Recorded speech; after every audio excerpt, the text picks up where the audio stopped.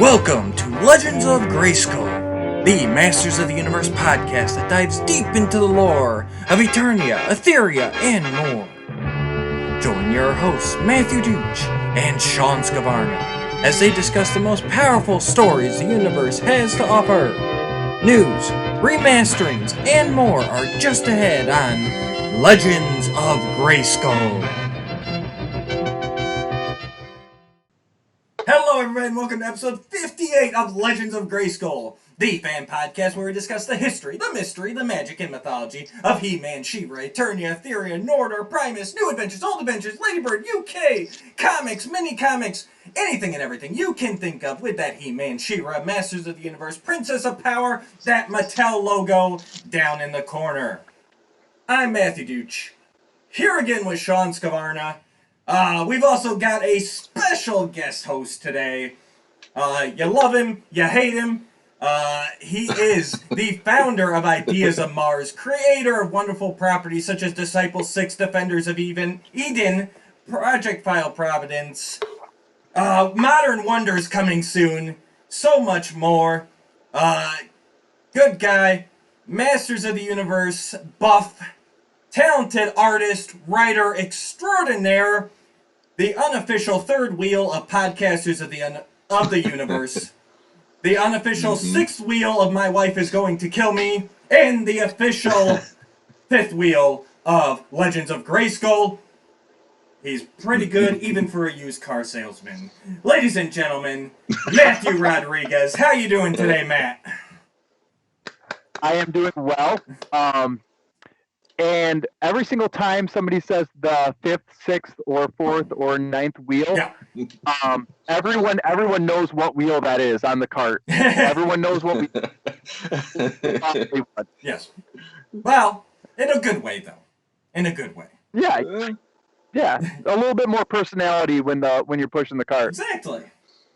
And Sean, how are you doing today? I was going to say I'd be the wobbly wheel on here sometimes because he's correcting me more often than not. But anyway, I'm good. I'm here. I'm caffeinated, and I'm ready to talk. Let's do this. Let's do this. All right. So, Matt, everybody wants to know, how does it feel being married to a ginormous YouTube star? You know what? Not a day goes by where I don't hear a random phrase of somebody has devoted their love to my wife. Wow. You know, it sort of started out as a joke, to be honest, having my wife review toys and go toy hunting because she has always done that for me. She's done that for me for the past 10 years. Right. But because she already does that, she's like, you know what? It's fun. I'm getting into it more. My knowledge is growing a little bit. And so I'm going to just do this. And I think that she's a very shy person and she doesn't like, being on camera. So this for her is like her opening up and just kind of being more comfortable. So I'm like, babe, you go do this. And all of a sudden, we go to celebrate 500 followers and the next day she's at 600 and she's freaking out, but it's all in fun. And she's grown to love Masters. I'm not sure as much as myself, but she's having a blast with it. So it's pretty cool watching it happen. Now, for those of you who don't know, his wife does Rachel's toy review. Go check it out. I'll drop a link down below. And I will say, none of that comes across on camera for me, but I would have never guessed that she was not comfortable or shy or anything. I mean, she does a great job on there. So she sorry? No, you're fine. Yeah, she is very, behind the scenes. She it's just not, in her personality to be, as forward as I am. So she started doing holy yoga, teaching yoga this past couple of years, and she's kind of slowly unfolded, and so it's like I said, it's pretty cool, and she's having fun. So you guys will probably have to have her on your show at some point. Well, that's why we invited you. We're trying to get in We gotta. Go off. Talk us up to her. Don't let us freak her out or scare her. Let us know, hey, we're all right. Now, you can talk shop. Yeah. Now you've started creating yourself. How many years ago? When did you found Ideas for Mars? I'd say 5 years ago is kind of the official where we launched, just having it be a business as an LLC. Right. The local Comic Con that we started 5 years ago, me and my buddy, called Tulip City Comics and Toy Fair. I felt like there was enough stuff that I was doing that I should kind of make an umbrella company to kind of have everything under. So that was, I'd say, officially about 5 years ago. Though I can show you, stuff I've, since I was a kid. But so you've been working your whole life towards this, and she just jumps on YouTube with a camera, and already she surpassed you. How does that make you feel? Honestly, I can see why, but the one in our family that struggles with it the most is my son Levi, who does gaming, and he wants to have a streaming channel, and he's like, I got three people watching me right now, and I'm like, dude, the computer in the living room is watching you. Like, he sets up the other computer in the house to watch him, so his streaming number goes up. And so for him to listen to my wife walk through the house and be like 300, 400, 500, and he's just like, not cool. So we hear you, Levi, because we just got done celebrating 200 subscribers in a year. Yeah. So, but it's a whole different thing. What your wife's doing with the quick videos, the reviews, all of that. That is a whole different kettle of fish. Compared to. Oh, sure. Well, and to be honest, she like I told her, she's got like I think there's an entire country in South America that is to my wife's videos, where they just leave a comment that says, "Hello," like they want to talk to her, right? And I don't blame them. I once wanted to talk to her, 15, 20 years ago. But yeah, it's fun stuff. Good deal. So, enough ribbing on Matt. Sean, you pick up anything this week? Anything newsworthy? Newsworthy? Let's see. Well, we it turned out that we really underestimated on Tweeterhead's Skeletor. Oh god, that was the bust. Yeah, that life size. That was funny to me. Oh my god, that was great. $1,000 plus shipping. $1,000. And then they said, what was it? Like, you get $75 off if you pay it off early or something. If you pay in full up front, yeah. Pay in full up front, you get $75 off, and it's like, wow. That's ridiculous. But it was what was kind of cool, and I know Matt has talked about this on the podcasters. Tweeterhead has given us what their take on Skeletor without his hood is. So it is a neck connecting to a skull face.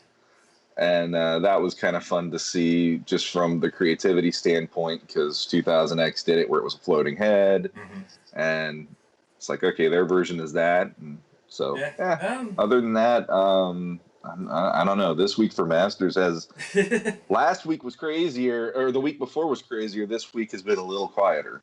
So. And so Matt Rodriguez, so what? Real quick here, we spieled on for probably over an hour last time. What do you think about the two new designs, or I guess the revelation, the update design, and the new design? I'm just excited. I'm excited for Masters. I'm excited for two new cartoons. I've always been a huge fan, talking about starting with Revelation. I've always been a huge fan of the H with the M in it logo. That was more of the battle armor, and obviously a lot of figures after that. And so to see them go, it seems like that they're just kind of replacing the Iron Cross with that. That's something that now that if you obviously stop and think about it, it's something that we sort of expected, because if 2000X did it, Right. almost 18 years ago, why would they continue kind of down that path of, hey, that's the old look, we're not going to continue with that on anything new.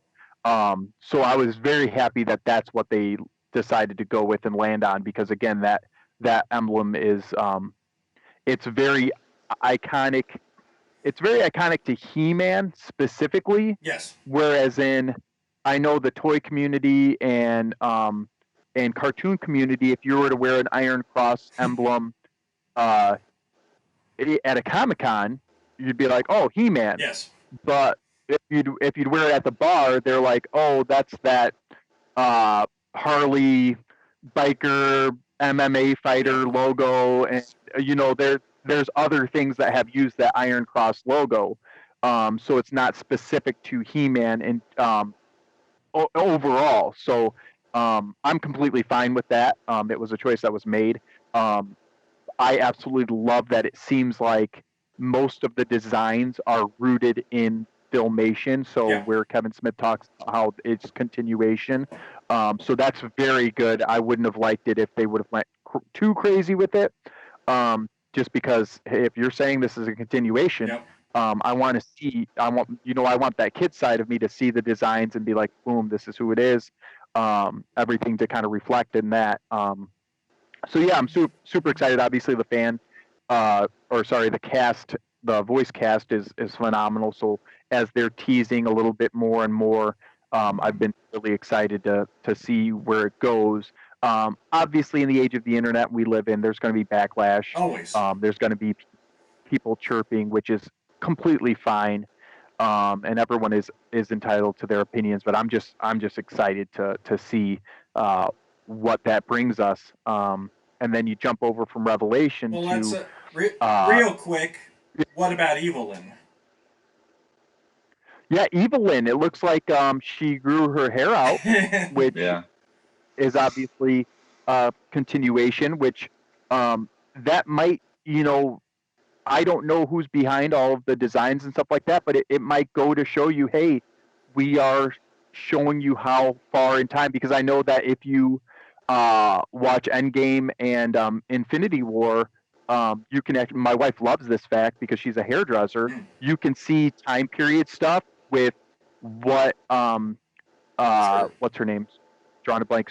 Black Widow. Like, and so that they actually have her roots grow out in it. Like, that's just a little notice that my wife is like, you can totally tell that they did that realistically. Like, she grew out her hair and her natural was coming in. Right. Da da da da da. So with Evelyn, you could see, like, is this like a year and a half, 2 years later? Because she's on her own, doing her own thing. I'm interested. Obviously, I get some of the noise with the, looks like Flora and Avatar and that type of stuff. Does. But, then again, what doesn't? If we were to really just dissect the designs of certain mythos and certain cultures, like, you're going to obviously have overlap. So there's only so many ways you can have a hooded Shaw and a tunic, and that type of stuff. So I'm not too concerned with that. Yeah, I hear you. I would have liked something a little more reminiscent of the original design. Like you said, though, I'm intrigued. I threw out there, maybe this is disguised Evelyn. Maybe it's supposed not. It could be disguised Evelyn. It could be, hey, we might jump in. She might be done with Skeletor at this point. She might be moving on. Like, they might taste of her. This is her 2 years later. She's moved herself from that, and she hasn't worn that crown in X amount of years. And who knows? She might go back to that, which could be cool. Yeah. I like that idea. I hadn't thought of that one either. That's a good speculation. God, I am excited. So the kitty one, the CGI. What'd you see there? Yeah. The CGI. There's hints of 2000X with the exact features. I myself, there were elements of 2000X that I wasn't a huge fan of, but it was, again, what it was. Fisto's fist was super big, Right. and these things are even Man at Arms, armor is just huge. But that was the style. I'm excited to see what they give us. It looks cool. I'm trying my best to look at it through the eyes of what they're aiming for. So if I'm 8-year-old, 10-year-old, 6-year-old Matt, and I'm sitting there watching, I see that scene of Battle Cat and He-Man, that little image of them. I'm excited. I just am. The logo looks like it's almost. I know that Yuka has his Eternity Effects files where it's kind of that Grayskull emblem. I'm trying to decipher if it's a mix of the Grayskull emblem with the handle of the sword, but it looks like they're going with more of that logo on He-Man's armor. Yeah. The the big, it almost doesn't even look like they're his claws specifically, but I mean on the armor, the claws. Yeah, it's pumped up. It is what it is. I'm more excited to see, now that we've seen this, the elements and designs of the other characters too, because they are redesigns, but they don't stray far enough for me not to know who it is. And maybe it's because Exactly. he's sitting on Battle Cat, and we know that it's He-Man.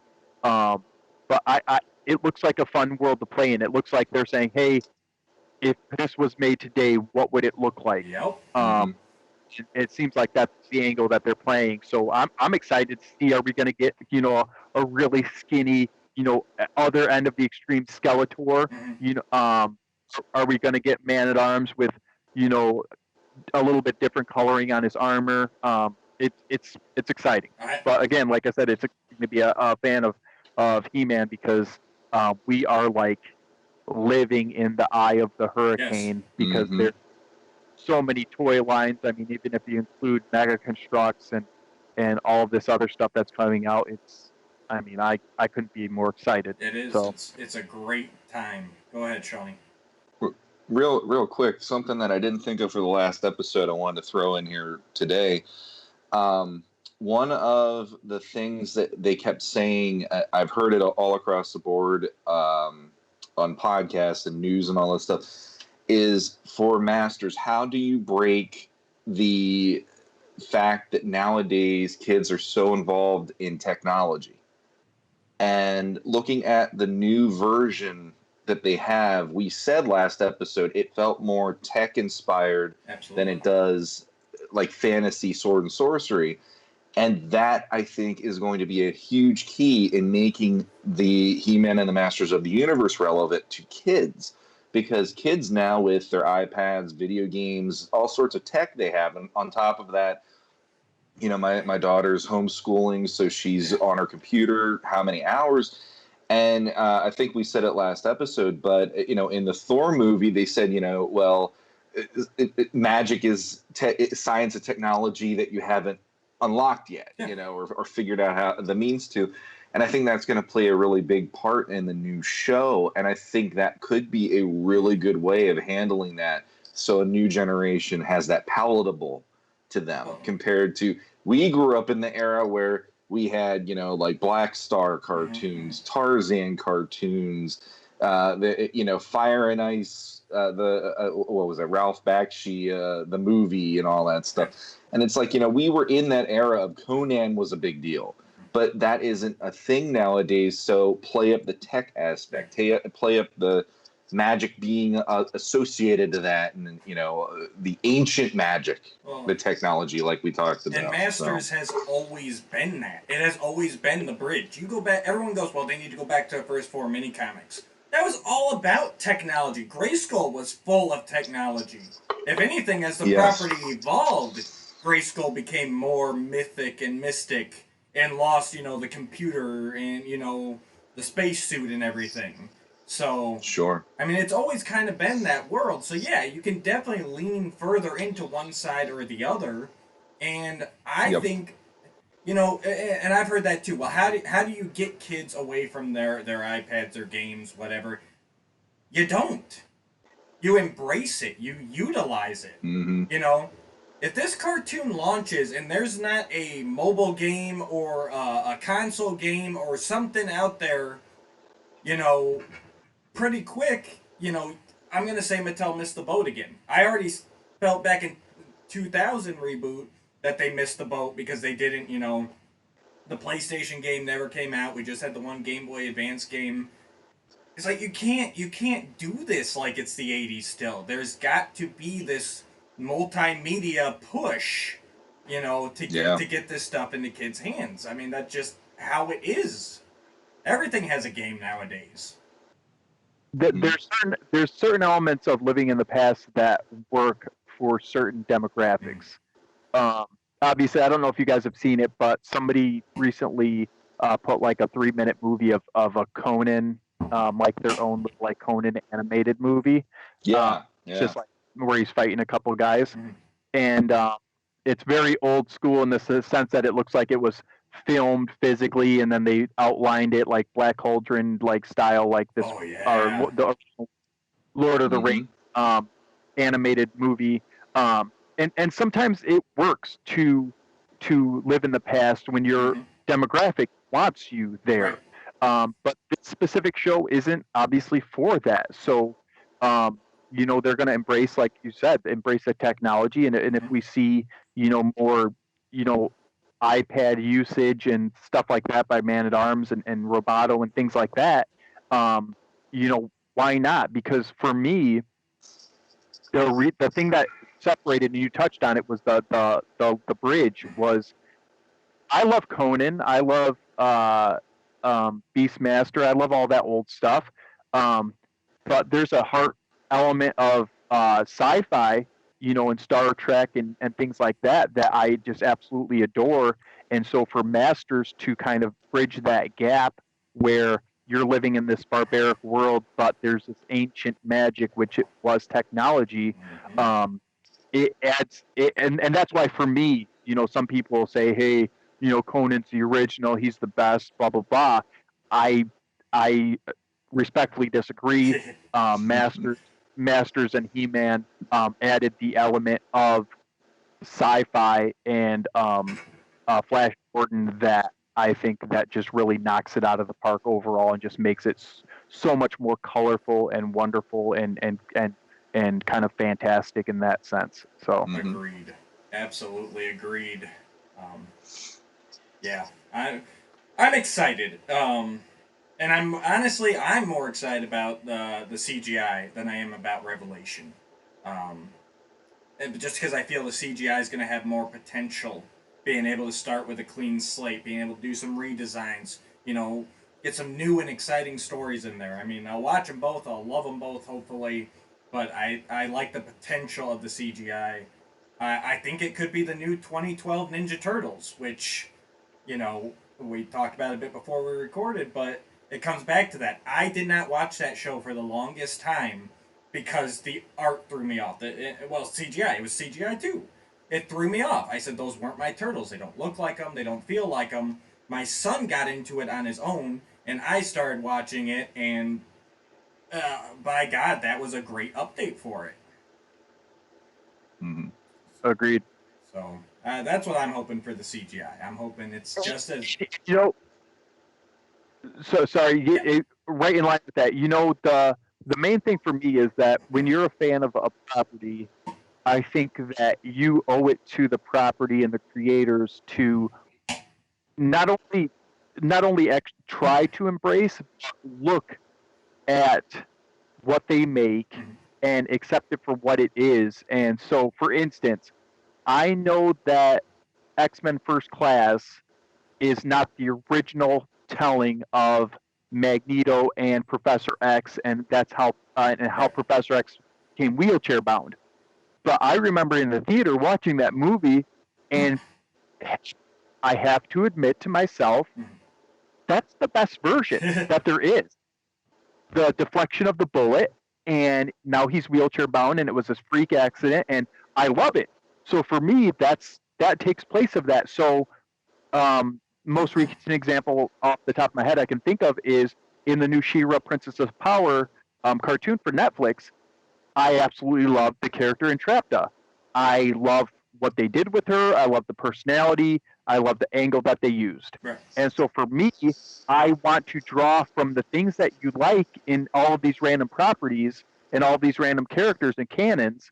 And you're allowed to cherry pick and you're allowed to like certain aspects of things and not like certain aspects of other things.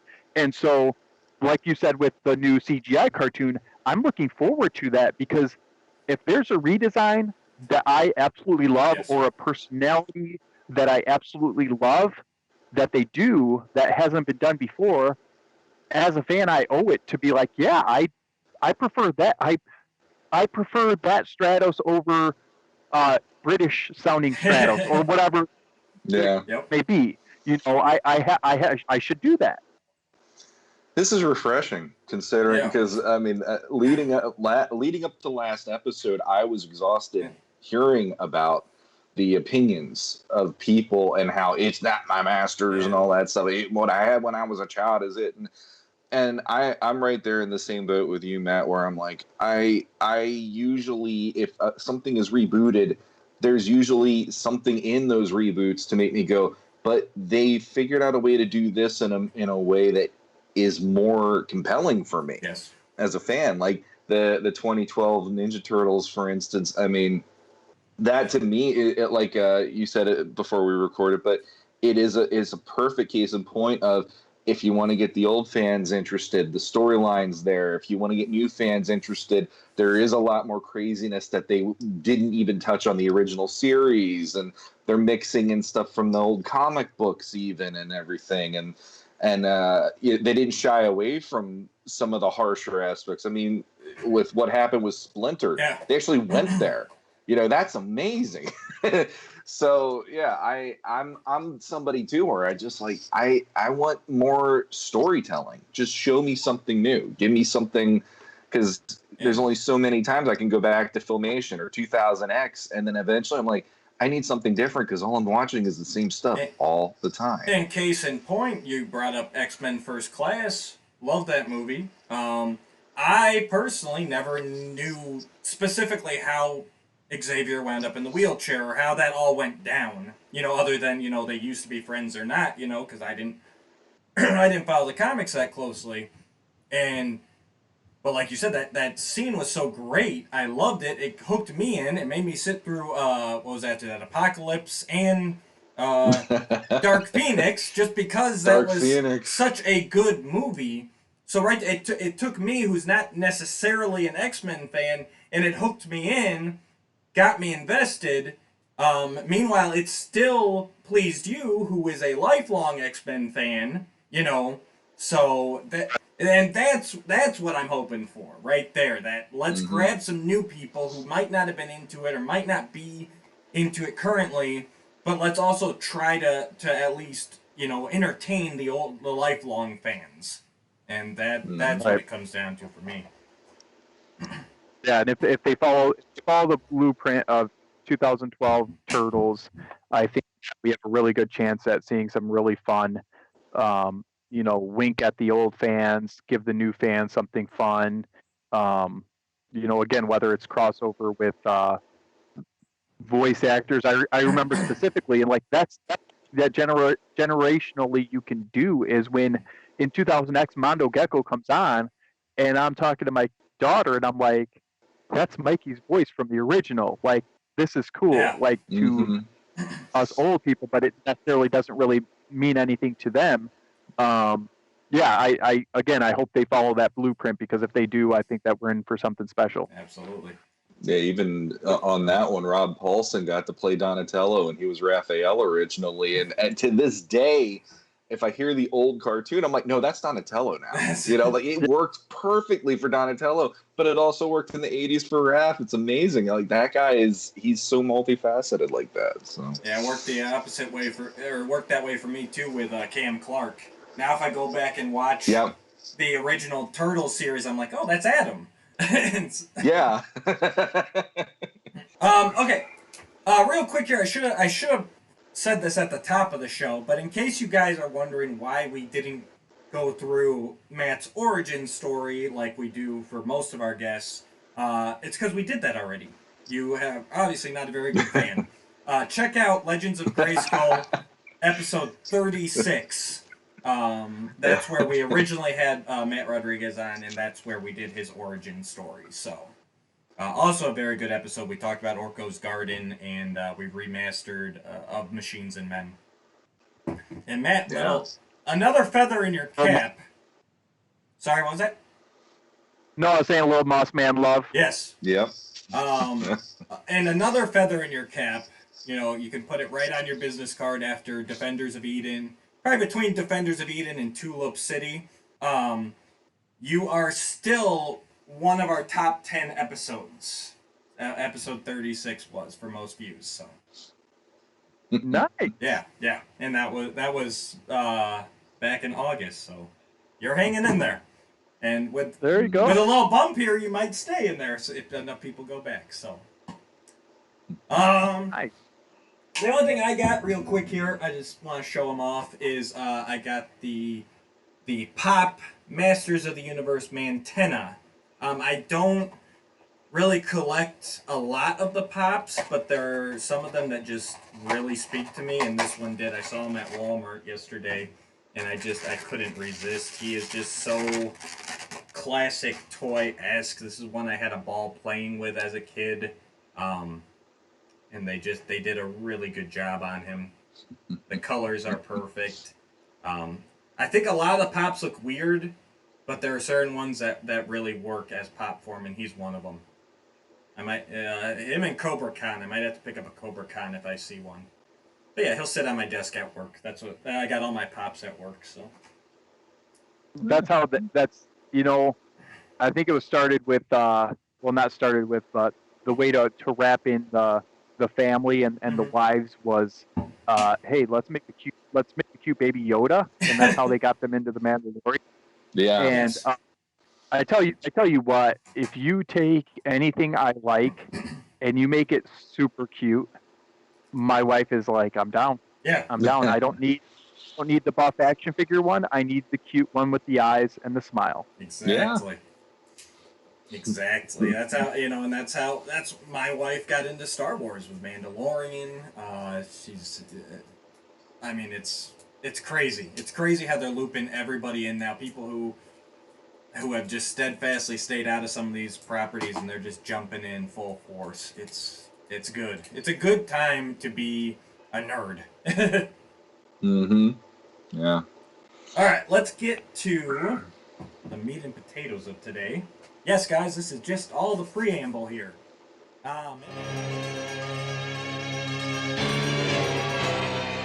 Remastering their universe. All right, it's time for remastering their universe. Matt, you're the one who put all this little nugget of an idea into our head, so why don't you explain to the audience what we're doing today? Okay, audience, this is something that I love to do, obviously, and I'm going to speak directly to you. But it's something that I talked to Sean about earlier this year or late last year, and I've thought about it in the past because I have friends that do this sort of thing. So I have a buddy, John Atkin, who is a part of the org and part of kind of the He-Man community, and he basically did a fan movie of Star Trek, and they kind of built the set, and they used the green screens, and they kind of make their own little idea of a story, small budget movie. And it got me thinking, what would I do if I had the budget to go back and take the Masters of the Universe movie with Dolph, and if I was to have the ability to add scenes to the movie, so make like a B storyline that happened. So you look at the new Justice League, old Justice League, how Zack Snyder cut, it's going to be 3 hours long, and all this stuff is left on the cutting room floor, but it's way better than the stuff that actually was in. So why would we leave it on the cutting room floor? Let's dive deep into this. So I wanted to imagine with you two and your fans that we found all of these tapes and they were left on the cutting room floor, and there's 3 extra hours of stuff and characters and storyline that they couldn't fit into the Masters of the Universe movie, because obviously we all know that they had financial issues and they had to cut it short and all that stuff. So I wanted to see if you guys could think of anything that we could find on the cutting room floor Right. that they left out of the movie that would draw fans and creative people and just storytellers in to make it more fun, to have characters that maybe not ended up in the movie, but we found this footage of them in the movie. And so I was wondering what you guys thought about that, and what we could do to take that movie, which I consider a fine movie and a movie with a lot of heart and a lot of soul, and a lot of fun, and take that and kind of push it beyond the expectations of the true fan, like the true DC comic fan that wants this Zack Snyder cut because they've got a black suit Batman or black suit Superman. So let's see what we can come up with to give the fans what they want. And for our audio listeners, Matt was using air quotation marks when he was doing true fan, just in case his condescending tone didn't come across enough. I just wanted. I accidentally flicked off the camera. I apologize. Yeah, we released both. First off, and I don't want to dive deep into this because I know Sean and I are planning up a one of our signature commentaries on the movie. But for those of you who haven't watched this movie in a while, go back and watch it. Because once Matt got my mind spinning yesterday, that was the first thing I did when I got off work. Because I went home, I watched it, hour and 45 minutes, went by like nothing. This is a great movie. Regardless of what's missing from it, it is a great movie. It is fun. I feel the characters are written right, and just check it out. Especially, if you got to pause us, go watch it. It'll help you even for our discussion here. Because I know I watched it, Sean watched it. Did you watch it yesterday, Matt? In my mind.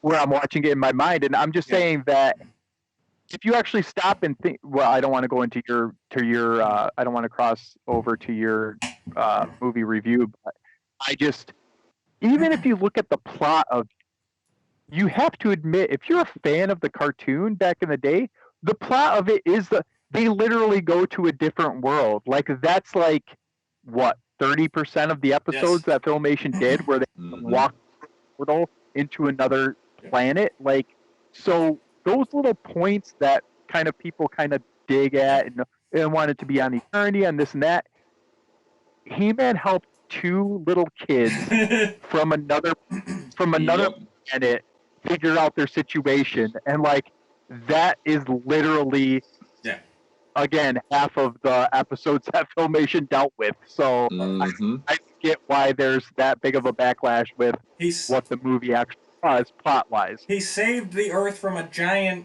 satellite of garbage that was heading towards it. I mean, he's no, I agree. It's you really watch it, but yeah, we'll get into that at a later date. But I just wanted to throw that out there real quick. Okay, so who wants to start us off here? I got notes. Oh, there are notes. I took some notes. Some broad strokes ideas, but broad strokes ideas. I will just say the one thing that sparked this in my mind was when Skeletor his hologram is speaking to all of Eternia. Yep. I think that there could be a scene where we cut to a different angle and you have like a Ram Man Mechanic, and even if Stratos is included, like 3 other warriors that are on this other part of Eternia doing what He-Man was doing with Tila and Man-at-Arms fighting, the soldiers. But we cut to another spot and we just kind of showed that scene that this is another element and another angle to view this. Mm-hmm. I think we're going to be on the same page a lot this episode between the three of us. Yeah, it's definitely got to take place on Eternia. That's got to be the B story. That's the part that was dropped, was all the Eternia scenes, and that's going to loop people back in. I approached it with the mindset that, I mean, like you said, this is stuff that, you know, either we're back in the 80s and we're reshooting whatever, or it's cutting room floor. So, I mean, you gotta... So, I'm gonna say Orko's still out, you know, for me personally. But yeah, you find some of the more... I think I was probably leaning towards Fisto. I think Fisto could be a really easy one to do even back then. Mechaneck could work. He'd have probably one scene where he showed off his powers. But yeah, I'm on the same page. We gotta get a rescue. I'm thinking like a rescue mission. I was thinking if we take them while He-Man and them are heading towards Grayskull and doing that, this other group is heading towards Snake Mountain, seeing if either they got word that prisoners were there or whatever, trying to bolster the forces. Like, hey, if we can get to Snake Mountain, get to the dungeons, and get some help for everybody, and then, you know, and then assault Grayskull and take it back. Mm-hmm. Right, there being a reason that, you know, it was kind of glossed over in the movie that, you know, Grayskull was taken over, but you could really go into, you know, the reasons why it was taken over, that something happened, and maybe half of their forces or half of the guards were taken prisoner, so you could have, you know, a Rio Blast and a Clamp Champ like in the dungeons, you know, these guys that maybe were part of the guards to Grayskull, or something, or even if it's just common warriors that they just, you know, lost half of their warriors to, you know, Skeletor. So who do we take here then? Let's put it to a vote here. Like, I think Fisto's definitely an easy one to do. I have Fisto on my list and Ram Man, just because Ram Man has, I mean, it's kind of hard not to look at a guy dressed like Ram Man and not know that's Ram Man. You know, I mean, even with the tweaks they made to the costumes, if you got a built-looking guy and he's got a giant helmet on his head, I mean, Ram Man, boom, right. Pretty straightforward. Fisto, same thing. Yep. And like Clamp Champ wasn't out when the movie hit. That was like that line that hit a little Good after point. the movie hit. So I, as much as I would love to see Clamp Champ because I love the character, it's like, you know, I was like, okay, Mechaneck, Stratos. And it's like Stratos I think you could kind of go with, but, you know, I'm thinking the flight scenes or this and that. And there's an element of that where I was looking at it from the budget being what it already is. And we're just trying to get this to work based on their budget, and Mattel basically, you know, screaming their heads off the cannon didn't kick in any more money into this movie. Right.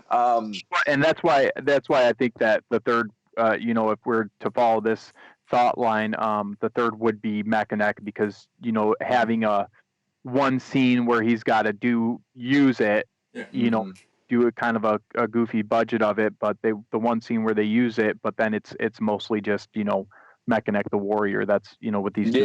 Yeah. Oh, and well, you could do it. You could do it easily too. It's just like basically the audience just sees the heads-up display.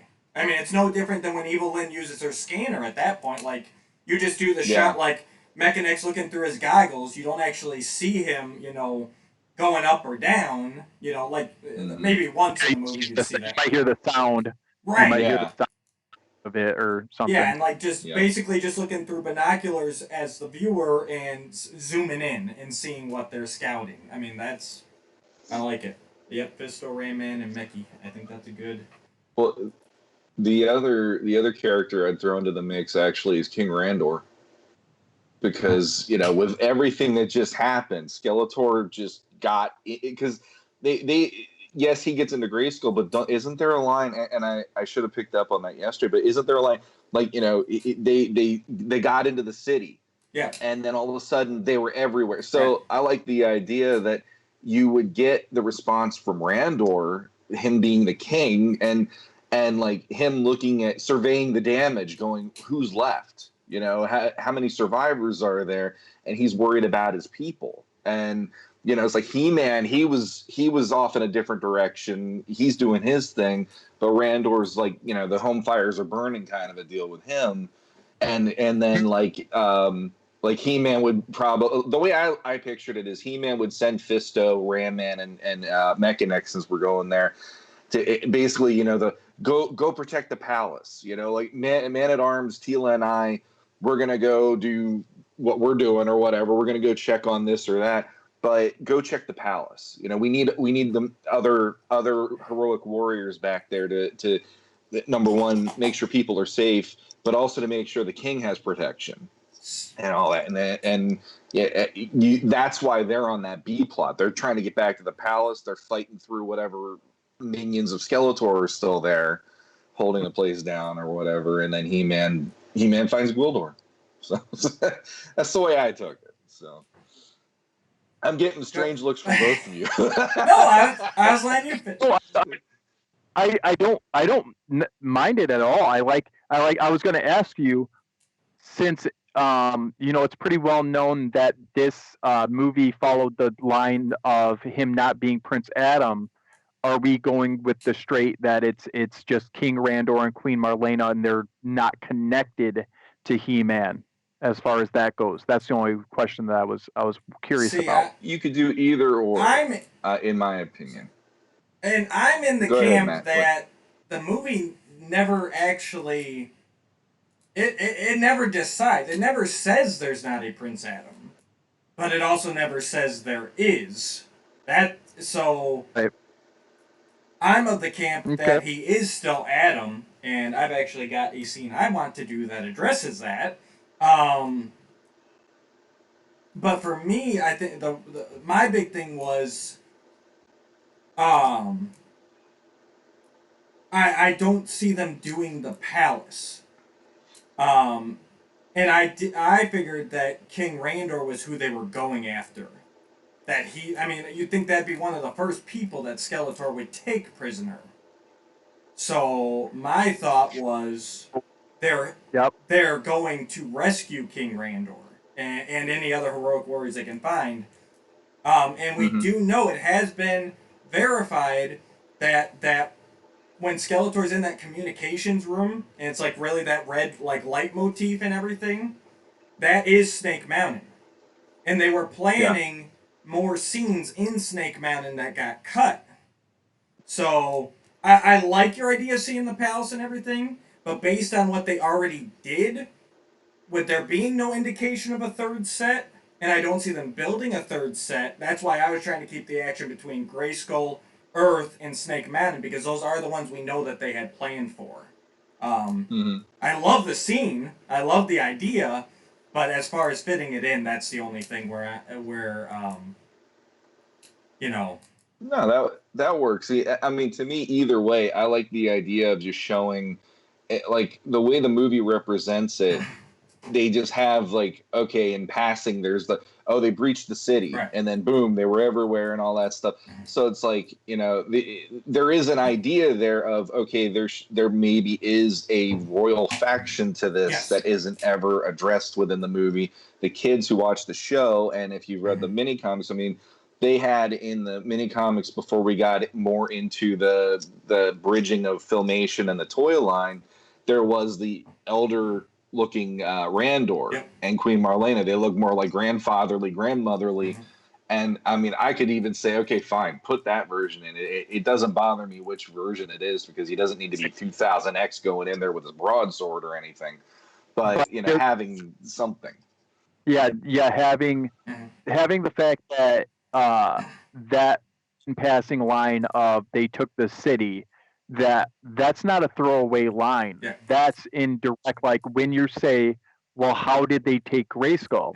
Well, they took the city. So it seems like them taking the city had to do with the fact that they became strong enough to take Grayskull, that it was in this kind of hierarchy of like, we take the city, we take Grayskull, and now we take the world type of thing. And so, if you have it be part of the reason is they took the city, they have the royal guards, they have the king and queen, let's say they're in Snake Mountain, Yep. and even if you do, okay, so you know how, have you guys ever seen either movies or TV shows or even reality TV where uh, they cut from the person's face and they go to like a different camera angle, but they actually have the person say another line, but you can tell that the line wasn't said during that scene, that it was added to explain something or add a rule to Right. something. Um, where you could totally have where when He-Man, when they're going to say, hey, we're going to we're going to use the cosmic key and we're going to go into Grayskull, you can have him or Man at Arms communicate with Mechanic or Fisto, whoever's in charge of that little faction, and say, we're going to Grayskull, you guys need to save the king. Yeah. And like have the you guys need to save the king be the focus of that journey that we cut back and forth from. Right. And so then we're on Eternia more. We have the couple scenes where, whether or not we set it up where you have those three seeing Skeletor and his hologram. Mm-hmm. You have that, so that kind of ties it in. You have maybe one scene, let's say it's wooded area, easy to film. Yeah. They have to get through Beastman, or no, Beastman's not in the other Beastman. part. Yep, they have. Let's have one scene happen on their journey to Snake Mountain that involves another evil warrior or something. Merman, maybe? Spikor. Spikor could be done. Yeah, probably Spikor Visually, here and save Merman for Snake Mountain. Because yeah, so I don't know. Visually, Spikor would be an interesting guy, I think. Yeah, he could be, and he could be done in the way that, I mean, you watch old, fantasy movies like that from the 80s, like, there's that element of kind of corny, but Yeah. there's also the element of terrifying where, like, and they kind of walk that line. And I think that Spikor could be a very cool villain for them to have to battle to, he's on the front lines, let's say, of protecting Snake Mountain. Yeah. No, that could be cool. I like that. And he'd be a good one for Fisto to go up against, since he's got the metal glove. Yeah. I can touch him, bam, and he hits him into a tree or something. And plenty of the shock troopers, the soldiers, the stormtroopers. Oh yeah, that was the part that I actually forgot to focus on was, well, what villains would you want to pull in? Because I was more thinking, okay, what other heroes would have been interesting? And then I completely forgot the villain aspect. Now, real quick, I'm going to throw something unrelated out to you guys. Unrelated to our B storyline, but I think it would enhance the movie a lot. I really, and I know, Sean, we had talked before about, like, adding scenes to the beginning of the movie, but watching it again yesterday, I really like how that starts off. Like, you're in Grayskull, Skeletor's in the throne room, the hologram, He-Man standing there and everything, right? I really like how it just throws you into it, where you as the audience are going, what happened? Where are we? Why is this? Why is that? And like you said, you're slowly getting it where they do the line about the city. They were everywhere and everything. The one thing I would add, and it's actually later in the movie, after He-Man rescues Julie from the mercenaries, in the junkyard. Yep. They cut away for to, I believe, a Grayskull scene with Skeletor, and then they cut back, and it's He-Man with Julie, and he's saying, and now we're looking for the cosmic key. Can you help us? Between those two scenes, do a flashback back to, and have Adam there. Have, you could even put King Randor there and everything, and then just walking, talking, whatever, and then we see it. We see all of a sudden just these, it doesn't even have to be a long scene, it's just, all of a sudden the shock troopers are everywhere, and, have Evil Lyn coming in and zapping people, and and Adam telling his father to run, and Adam running away, and end the scene with Adam reaching behind his back, pulling the sword, and just saying, "By the power of Grayskull." And not even because I still want that kind of transformation to the end. You don't even have to show the transformation. Just end the scene with Adam unsheathing that sword, and then it cuts to the, and then He-Man wrapping up with Julie, like he was telling her, like, filling her in, but then we actually get to see some of the backstory, and right there that solidifies Adam. It doesn't change anything with the narrative up to that point that we've already seen. And it just gives you that cool visual again, like we're going for, of just a cool all-out battle, and it just lays the framework for that. You and I must have been on the same wavelength last night. I said something along the lines of that, where there isn't a moment in the movie where He-Man has a heart-to-heart with anybody. He's pretty much just, he's forward momentuming through this. Part of that is just He-Man being He-Man. Part of it, I know, is the director being like, oh, dear God, we can't give him too many things to talk about because of the accent problem that they viewed it as. But I was thinking something similar, where it would be, in that moment of him with Julie, and he's comforting her and everything. But then she says something along the lines of, like, why would you want to get back to a place that has these horrific beasts and these creatures? Right.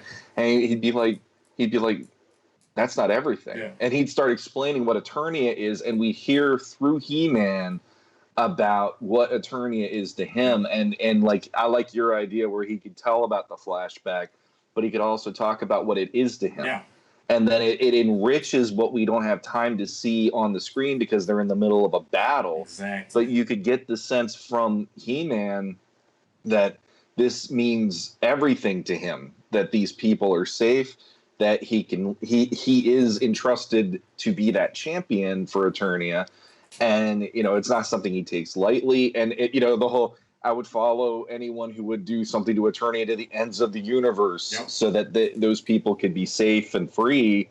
And it gives He-Man a little more of, there's an emotional side of it then, instead of it just being he's on as a action hero through the entire movie. Because he has some moments of warmth with her there. Like that moment, I still get, I just start like pumping my fist on that moment where, like the minute she sees him and she's like, there's monsters, oh my God. And he just goes, I'll take care of it. Yeah. It's like that moment there is his, I must break you. It's like he says it so simply, but there's just like it's on. But I like that you get the other side of it too, where he'd be telling her what's going on. Flashback, like you're saying, talking about what it means to him to get back home. It's actually a beautiful place. Yeah. The magic and this and that. I think that would have went a long way to really giving He-Man some more character in the movie. I agree. Substance. I love it. Boom. Yeah, no, I agree. I like that. I like giving him that moment. I think that almost it kind of not that it needs any solidification, but solidifies Lubick wanting to stay. Yes. Like, because there's this, like, there's this beautiful, the end scene, and you kind of get like just a little sliver of like how cool Eternia is. Like, as soon as like you strip away all that evil, and they're all standing there, and the sorceress is back, and He-Man's looking all shined up, and everything's great. But gives us a little bit more of that taste of that Eternia that is not in Doom. And so, because they do a good job of that, I mean, just kind of the tone and the coloring and everything about the world. But yeah, I really like that scene. That'd be cool. Well, the other thing with that, real quick, while it's in my head, is we have Julie running away from her problems. Right. So here's the idea of, here is this muscle-bound blonde dude with a giant-ass sword coming in and fighting these things, and he's not running from his problems. Right. He's facing them head on, and he's trying to fix these things. And depending how you want the end to go, whether she gets to go back in time and her, save her parents, or if she just stays. And it's the idea of because one of the things too is, in a Superman movie or even in Batman Begins, there's that little kid who keeps seeing Batman doing these heroic things and going, I knew he was going to help us, and he doesn't see him as a nightmare. He sees him as a genuine, he's here to help. And I like the idea that He-Man would be able to do an influence on somebody to go, you have to fight the good fight. Right. This is why I am who I am, and this is why the people rely on me. And it could influence Julie to not run away from her problems and maybe address them somehow, either through action or just by staying instead of running away and leaving Kevin there. Well, that's exactly what it is. No, she's got to go back, because for that reason, that's her growth over the movie. Is she's realizing, no, I can't just pack up and leave. The problems are still there, no matter what. I mean, and that's a real good discussion for when we do the commentary. Let me tell you what, because there is that whole. There you go. I mean, there's so many themes underlying to this movie. A lot of people don't give it the chance it deserves. But but no, I love it, seeing that slice of Eternia, seeing what they're fighting for. Like Matt said, I really love how you watch that movie. They are consistently, and you notice it throughout, they're getting dirtier and dirtier. They're not. I like that they didn't refresh him at any point. Like, if He-Man gets a dirt mark, a scar, whatever, he gets beat up in battle, like, he's carrying it then throughout the rest of the movie until the very end. And that was really well done. I picked up on that a lot watching it yesterday. It's like, no, they really, I mean, you can tell that these three warriors are getting run down. Man-Arms is using up the grenades he has and everything. Like, you're really feeling that they're nearing the end of their resources. Like, we're giving it everything, and we're still not getting there. And so now when you're cutting in these scenes of flashing back to Eternia and seeing the little victories that our trio of warriors are getting, it adds that ticking clock where we're going, hang on, guys. Like, they're almost to Snake Mountain. They beat Spikor. Us as the audience are going like, we just need a little more time.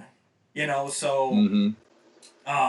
Right. And it doesn't need to be a lot. I think, me personally, if you guys agree, I think, like you said, we see them in the beginning, we check back in on them, and they tussle with Spikor and his group, and then I think the next time we check in, they're at the perimeter of Snake Mountain, and they're doing their break-in. This is probably where we see Mechanix, neck working, as they're heading in, and Ram Man's big thing is taking down a wall or something, to get them in there. So, well, that would be the whole, they're all over the perimeter. How are we going to get in there? Let me handle that. Then you just have him busting through one of the sides of Snake Mountain. The alarms go off. It's just to be like, really? Because Man-at-Arms and He-Man have that back and forth a lot in the movie between them, and I love that. How are you feeling? Kind of hungry. It's like they don't have to be serious the entire time. But I like the idea Ram Man busts through a wall and Fister would be like, really?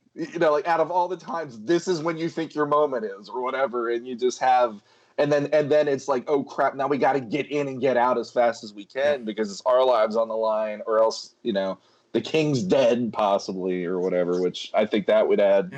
I mean, you don't need Gwildor for the comedic moments. You can have a little fun moment like that. Yeah, the camaraderie. Work. Yeah, exactly. And with that camaraderie and just like the things that they did well with the movie, I mean, I even remember, the moment where Tila asking, "What are these little sticks?" Yeah, exactly. Why did they put the food on the sticks? Man, I was just like, "That's a bow." It's like little things like that I think that could be accomplished with the trio of heroes fighting into Snake Mountain, where it doesn't have to be even a huge battle to the point of you thinking about it. Like Beastman, Evelyn, and Skeletor are not there. Right. So I'm just saying, like, if we're dealing with minions and throw in some Triclops and some Merman or Trapjaw, I see them giving like as soon as those, like the fact that I'm thinking that they captured the king and all of these people with Skeletor's with most of his forces. but now Skeletor's forces are depleted and kind of scattered a little bit. So now, as long as Ram Man breaks down that wall and we open up the prisoners, there's no way that those 2 or 3 guys, whoever we would decide, could handle them not being overthrown, because Right. the main guys that are their leaders and the ones that do the real work are gone. I think that could be a cool scene. And I don't know if there needs to be something. I'm thinking when it could be pretty cool, whether or not, like, time wise, when He-Man pulls the sword and says, "I have the power," and that just goes boom, and that moment, what would Snake Mountain look like at that? Like, they're in the middle of a battle, and like they're winning, and the bad guys are losing, and then they like look off in the distance, and we see like whether it's lightning or whether like, but their perspective of He-Man getting the sword back, because they heard, well, He-Man gave up the sword, like, now we're going to be cocky here. Now we've got the king, we've got the sword, blah blah blah blah. Now they're in this battle. You can't win, Ram Man. You guys, we have the sword, all this other stuff. And then they look off in the distance as in the middle of this fight, and you see him transform, essentially. Yeah. I think that point of view would be really, really cool, and just kind of turn the tides, like give them that extra that they need to win and to get out. Well, that ties in perfectly to one of my thoughts. And this is exactly where I put the battle in my mind, too. Like, we're jumping between, basically from when He-Man surrenders to Skeletor is when they arrive at Snake Mountain. Like, that's how close, like I said, that's how close this is. This is, come on, He-Man, just hold on a little longer. Now, my thought was, while they're in Snake Mountain, they realize that there is a portal open. And Skeletor, because we see it. Skeletor's jumping back and forth. He's in the control room, and then he's in Grayskull.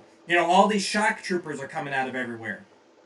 What if while they're rescuing them, they see the portal, and so then their mind turns to, well, if we can shut that down, we can stop Skeletor getting reinforcements, And that could even be why the Snake Mountain depleted, because Trapjaw just sent a whole group of them so that Skeletor could go to Earth. He sent all the Air Centaurians to Skeletor. Like, Skeletor keeps demanding all these troops from Snake Mountain, and that's leaving them depleted.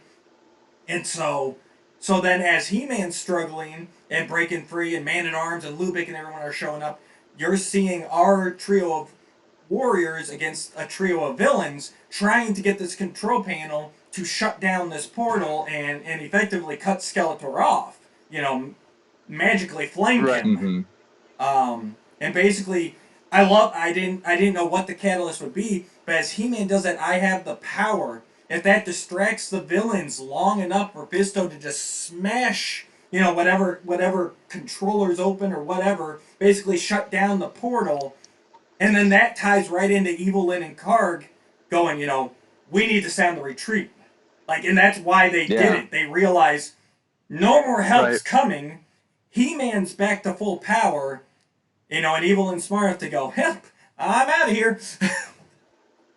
Yeah, cause I watching it yesterday, and even times before that, like, I noticed that's a pretty easy, like, she just goes sound the retreat, and that's the end of it. When all hell's breaking loose in the throne room, and it's like, really? Like, you still have them outnumbered a decent amount. So if there's something going on outside of our view, like we're talking about, that makes it make way more sense. So that would be a good connecting piece.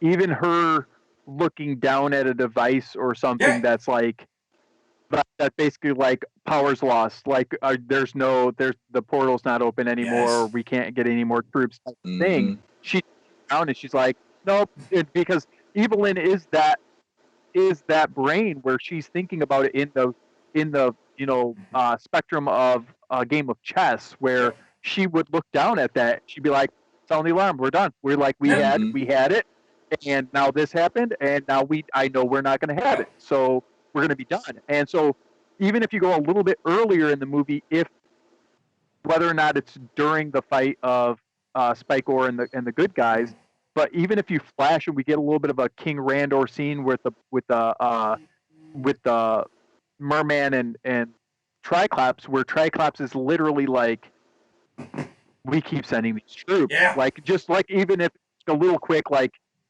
we keep sending, like they keep looking around and there's less and less people in Snake Mountain, and like they're looking in the prison and they're looking at each other like, what are we gonna do? Like we can't, we're up a creek type of thing. Exactly. That could be an easy one offline, even, you know, like he could be like Triclops could be on a communication with Evelyn and going, how many do we have left? You know, like we don't hardly have anybody here. Like it's me and Merman, mine in the shop here, but you know, and just giving that vibe to it. So then when you have the big throne room sequence, Evelyn already knows we're tapped out. Right.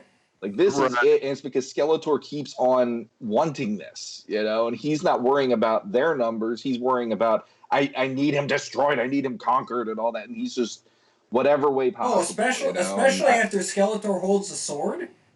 Skeletor in his mind is going game over. Game over. Exactly. I win. You know, and he's not thinking. Whereas, like you said, Evelyn, she's always thinking.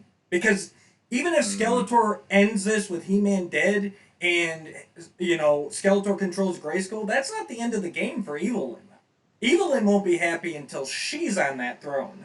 So she's already 3 steps ahead going, okay, now once I help Skeletor do this, how do I get rid of Skeletor? And, you know...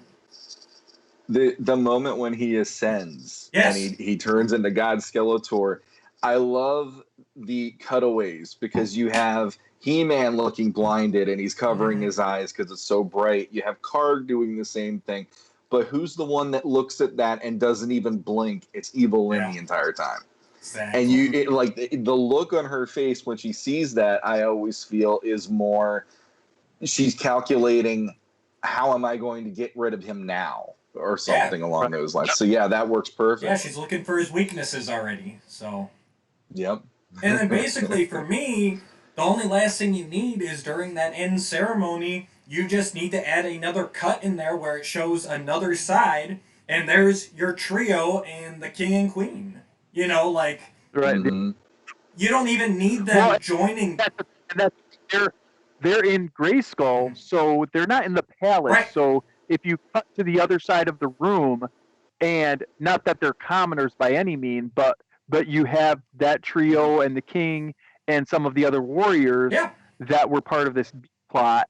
Like they wouldn't, he wouldn't be sitting on the throne in Grayskull. Like that's her throne. Like so he could be just off to the side.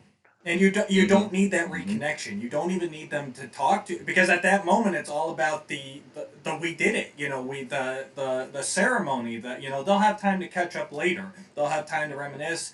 You know, he's still He-Man. He hasn't turned back into Adam, so he's not gonna reconnect with his father yet. You know, that happened. You know, that happens off screen, and that's all you need. You know, you need them smashing the portal, getting out of Snake Mountain, and then at the end they're celebrating, and credits roll just like it always did, I feel. Yeah, I really like that. It adds a lot more dimension. I honestly, rewatching it, I never felt it lacked dimension. Yes, there's the complaint of it's not you're not on Eternia as much, so all that you're doing is fleshing out that complaint. You're addressing that complaint by going, okay, here's 3 warriors. They're on this mission. They have to rescue King Randor after the siege happened. Right. Good to go. You know, and I like that you get like, okay, let's put Triclops, let's put Spikor, get some, you know, like, because I always view Triclops as being a little smarter. So it's like Spikor would be the muscle, Triclops would be the centurion watching over the jail. So he's got the 3 different eye deal and all that. And it works. It's just, you know, they didn't have the budget. and again, I wouldn't say that it's a movie that needs to be fixed. I just think that it's fun to imagine that there's these cutting room floor scenes where, you know, because of the budget, and that's why, I mean, obviously in you know, in the back of my mind, the way that I think, and I always think on a grand scale, I'm like, Kickstarter, Let's raise $1 million. And we will Whoops. film every single one of these scenes because Yeah. I think that it's doable. I really do. I think that it's doable, and It I is. think that the costumes could be easily done. And I'm again done in the sense of if they were done in the 80s. That's like, the so key. we're not messing with CGI and tech and all this other stuff. We're doing a little bit of green screen work, and we're doing a lot of practical magic stuff. Yeah. A lot of practical film magic, and so yeah, I think it. I mean, again, you take that, like you were saying, that Centurion warrior, and let's use that costume as a base for Triclops, Right. and just a different headset on him and a little bit of a different look and maybe some green color scheme to it. But overall, like, you have that foundation. Yeah. Absolutely. I mean, they did Sorad. I mean, how much different is Merman than Sorad? I mean, Right. I mean, obviously they look different, but it's the same idea. It's a scaly skin. I mean, and Sorad looks amazing in the movie. It holds up to this day. Last night I was going, that's an amazing costume. My daughter yesterday, she loves him visually. Yeah. She was like, "How did they do that where his neck does?" And I was explaining it to her, and it's like, out of all of those warriors, he's the one that is the most interesting visually, and they kill him. Yeah. But I understood why they killed him for once. Yeah. Because he is the only one out of that group. I mean, Beastman being who he is, and he's the muscle. Yeah. But he's the only one that wouldn't be able to talk later on, because Blade and Karg are at least in touch with Evelyn constantly through what they're doing. Mm-hmm. And then Beastman, like I said, muscle. Yep. He's just there. So it's like Sarad really had a lesser of those roles, but visually he's still awesome. Yeah, he was definitely, obviously, the sacrifice. Yeah. Mm-hmm. All right. I think that's remastered. Yeah. I think so too. Alrighty. Random question though, while we're in this movie, and you guys might have discussed this before, but I am definitely in the camp of, like we talked about earlier, taking different versions and different canons and different series and kind of molding them together. So I know that for instance, there's these, I forget what they're called in New Adventures. The scientists, I believe, Yeah. these like yeah. If you imagine though, is it easier to digest if you imagine them being related race-wise to Gwildor? Do you appreciate a character as goofy as Songster if you actually make that character Kevin? Like, that's actually Kevin. I've seen that fan theory. So stuff like that just like within the movies and the cartoons and the comics, where you can kind of weave them together in kind of a cool, creative way. For me personally, Kevin becoming Songster, I love that theory. I think it ties in perfectly, and it gives him a bigger purpose, and it gives him his path, because he's kind of the most nebulous of the paths. Like Julie, she's learning that you can't run away from everything, and Kevin's he's kind of got that coming into your abilities thing. I think having him be Songster really amps that up. The scientists are still god awful. No.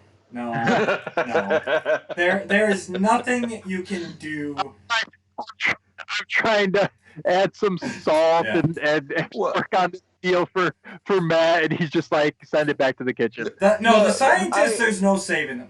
That short one, absolutely, you could redesign him to be Gwildor, or like of Gwildor's race, a Fenarian.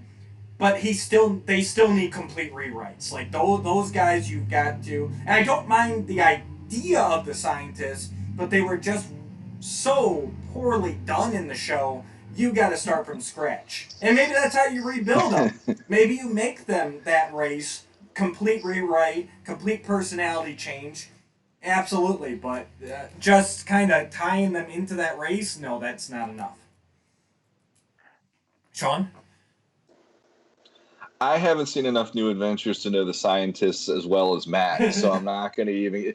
But the one thing that I kept laughing about is thinking if Gwildor was one of those guys, he'd be telling them off a lot, and he'd be the reason that would make me excited that they would show up because he would be bad mouth. Because he does that in the movie. He's like bad mouthing, "You're a bunch of customs" and all that stuff, you know. And I get to see him being the one that he has the good ideas, but the others won't get on board, and he'll be the one cussing them out, you know, in his Eternian way, and he'd still get the job done, you know, and so that would amuse me because I'll say it now, like Gwildor, when I was a kid, I accepted him fully. I never once looked at this and said, I had like the vibe, okay, he's a smaller character, so he's probably their stand-in for an Orko-like character, but he never once made me miss Orko. I never even thought of that until I read it online. I never, for 1 minute watching this, thought, oh, he's Orko replacement.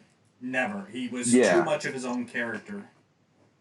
Exactly, and Masters to me is a rich enough mythology that there could be this. Yeah. It's like the Star Wars toy line from the 70s and 80s.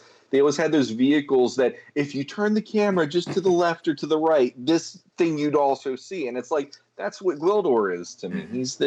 He's a character that just if you turn the camera a little bit to the left or right in a Filmation episode, he might actually be there. You just don't know, you know? Right. And that's what makes that great to me. Is the movie introduced some elements that we never had until the movie existed. So, and I loved them when I was a kid. I embraced all that. So Saurod, Karg, Blade. It's like cool. That's how my mind works, and how Blade just seemed to have it out for He-Man. Oh, yes. And I've got it on my iPad here. Like I've drawn Blade 20 years prior. Like I've drawn an Eternian soldier like that fell. Yeah. You know what I mean? Like I like those types of storylines. So that actor just kicked it out of nailed it as far as, it was believable. His hatred for He-Man and his wanting to best He-Man in sword fight, like it was wonderfully done. Well, that was like when that moment hit. I thought, I've waited a long time for the. And when I was a kid, I was in my head watching that sword fight. I'm like, ooh, they've done this before. And then in my head, I'm thinking of all the times before that they've had this rivalry or whatever. Anthony DeLonges, cool. he nailed that character. And talking to him or reading interviews with him, it's because he had this whole backstory in his mind. He-Man took his eye. And they had this history. Go back and watch that rooftop scene. When Blade gets the Sword of Power, the look on his face is just a mixture of I bested you, I'm holding this... you can tell he's living that character. Oh my god. And I never questioned for a second, why... I didn't sit there and go, why are there 3 new Evil Warriors? There's been 3 to 4 new Evil Warriors thrown at us every year from 1982 on. Exactly. So yeah. What about you? Do you subscribe to the Kevin is Songster and Gwildor Scientist, or are you just riling me up? Me? Mm-hmm.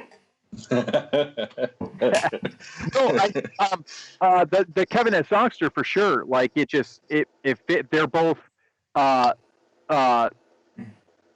ideas that are small enough that if you put them together, it adds again creativity and kind of this cool element of it.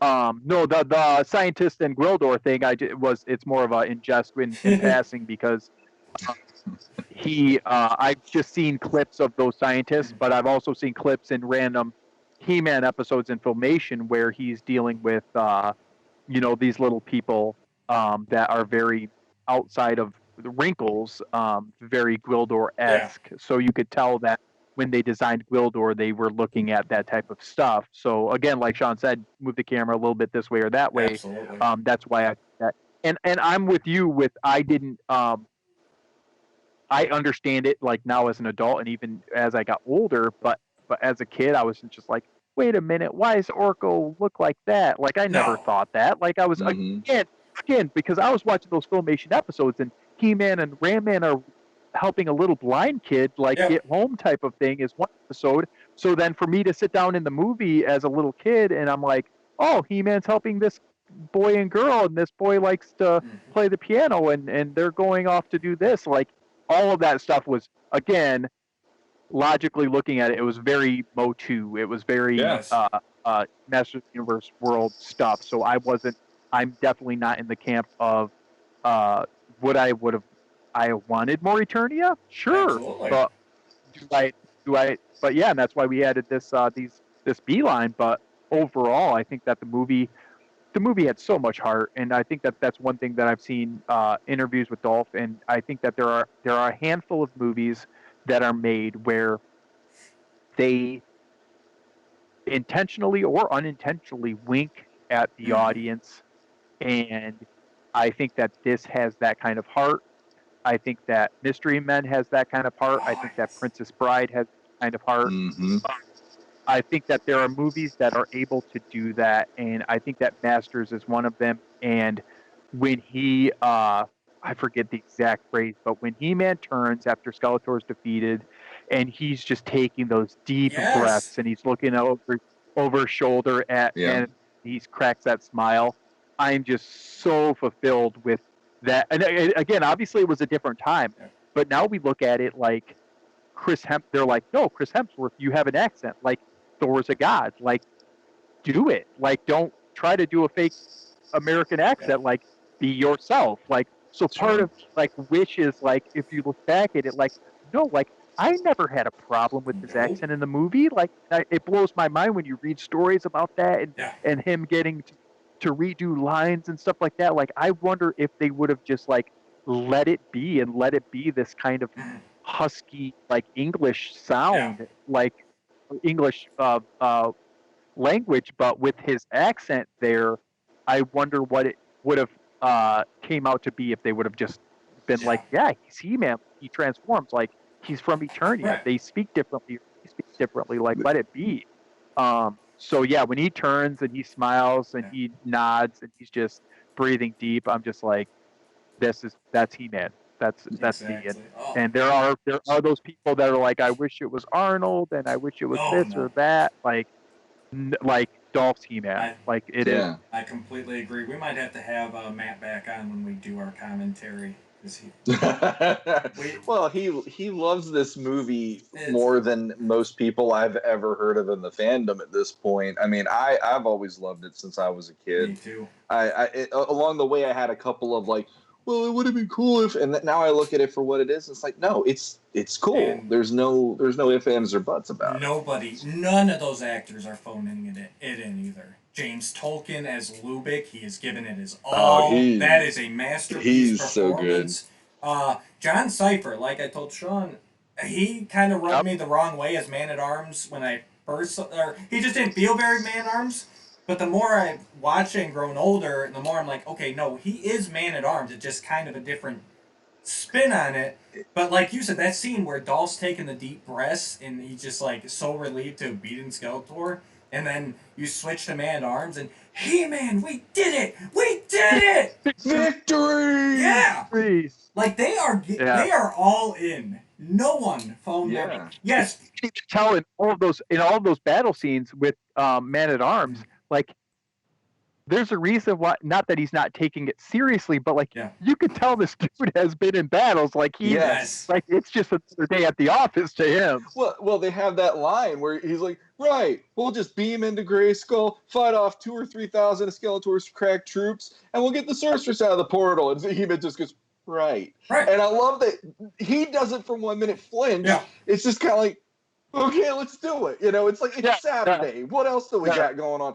And like, the man, he is, and I'm sure I'm going to get flack for that. He's my favorite version of Man-at-Arms now, honestly. The reason I want to say that is he reminds me of my father. And I took my dad, actually, that was one of the few movies that my mom and I got him to go to the theater to see because I was so excited to see this movie. So I'm sitting right next to my father, who was a World War II vet, and he was almost in Korea. He actually has been in these situations. And he actually liked Man-at-Arms because of that way about him. And my dad had that way about him too. So it's like when I watch that, I feel like my dad's still in the room because my dad passed away like 11 years ago now. Yeah. And there is that feeling of like, Man at Arms is my dad then, you know, and he had that twinkle in his eye throughout the movie too, like dealing with Teela, dealing with He-Man, but he could be serious, but at the same time, you know, like even with when Julie gets hurt, you know, he has that way, like he shuts Teela down because he doesn't want Kevin to lose his mind knowing Teela's getting poisoned. Only our sorceress can do this, you know. Keep moving forward. And I love keep moving forward. When you said that, like, man, when Skeletor threatens sorceress, and he's just like, he snaps. He's like, "You threatened her life." Exactly. Yes. So good, and so. Even dealing with the fact that like Teela is his daughter, like is very, very well done. Where you don't feel like it's too, you know, this is my kid. Yeah. She's a warrior. Like the relationship there, like if you actually break that down too, is very, very well done. In the sense of like this is a fellow soldier with me. Like we're going to battle. Like it is my kid. But like he's not coddling her by any means. Yeah, No, he almost shot her. I was gonna say he's the one who would have dropped Teela off in the middle of the forest and been like, "I'm waiting at the perimeter. Find your way to me, and we'll have dinner." You know, he's and then he'll be there at the table and he's eating the dinner, and she's like, "You left me there to die. You didn't die, did you? I knew you'd make it." You know? All right, guys. I know, Matt. You got to get going. So, no, this is always fun, and I appreciate you guys, and I know that you guys have a riot doing this, and I wish I could do it more. I appreciate you guys having me on, and I don't know if Sean already talked to you about it or if your fans know, but I will be back soon because we have a lot of cool stuff in store, and I didn't want to mess up this episode of remastering the movie. So I have some ideas from Mars stuff to share with you guys soon. So we will anytime. Come on back. Anytime we're gonna do an Ideas from Mars special, and anytime you want to pop on, just shoot me a message. It's always a pleasure chatting with you. Go ahead. And I will talk to my wife's agent as well. Oh, thank you. Yes. Let us know. Ask her if she'll slum it for an hour at least with us. Get a request list. What color Skittles we need to do. All that. Yep. Mm-hmm. Yeah. So, definitely. My God, Matt, throw out some plugs. Where can they find your stuff? Most of my stuff can be found on Ideas from Mars. If you Google search Ideas from Mars, I have a website. I also have a website for Defenders of Eden, where you can buy shirts, and also I'll link to my Ideas from Mars TeePublic, where we're trying to, again, it's not a huge amount of money, but it helps raise funds, paying artists for comic books, different things like that. But also on Facebook, Ideas from Mars, Defenders of Eden, and Disciple 6. We have a lot of stuff going on right now. This has been a great start to the year creatively, and Defenders of Eden issue 3 is going to be dropping soon. That I can at least tell you guys. And then also we've got some cool, not very many people know yet, so you people that listen to this will be the first probably to know. We have some cool toy stuff coming down the line. Nice. Toys. I love toys. Cannot wait. Sean, you got anything you want to plug before we wrap up? I'm not nearly that creative, so no. Okay. Matt gets all the spotlight this episode. Yeah. No, I'm good. I've got an awesome Moss Man picture in my office, and I appreciate that. And then we all, and the guys that listen to this know how creative you are. Absolutely. Don't cut yourself short there. Right. So. I just wish I was more prolific, but yeah. I'm the one. Anyway, I thank you for that plug. I appreciate it. I'm the one slumming it with both of you. I just click buttons on a computer, so. Now. Wait, you mean that we slum it with you, right? No. Yeah. With what you're just saying, you're like, you slum it with me. So I'm gonna throw it out there. Go check out Rodriguez's stuff. It's all amazing work. Can't wait to see what's coming down the pipeline. Do us a favor. Click that like, share, subscribe, ring that bell. We go live. We give stuff away. It's a good time. Check us out on Facebook, Instagram. All those links are down below. If you got an extra buck to spare a month or so, head over to our Patreon. Links down below, patreon.com/Legends of Grayskull podcast. You can get some cool stuff, some cool prize opportunities, and some exclusive info that's not available to everybody, just for supporting us a little bit each month. Help us with some costs of running it, and hopefully some upgrades to keep bringing you guys more high-quality content that you deserve. From all of us here at Legends of Grayskull, I want to say thank you, and until next time. And there's Cyclops saying, see you next time. Until next time. See you guys. Oh, come on.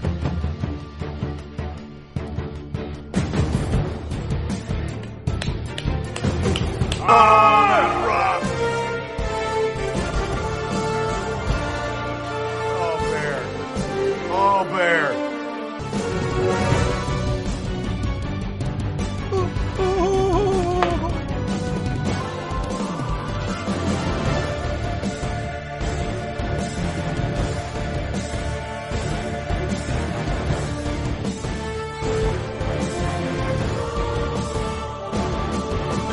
Oh.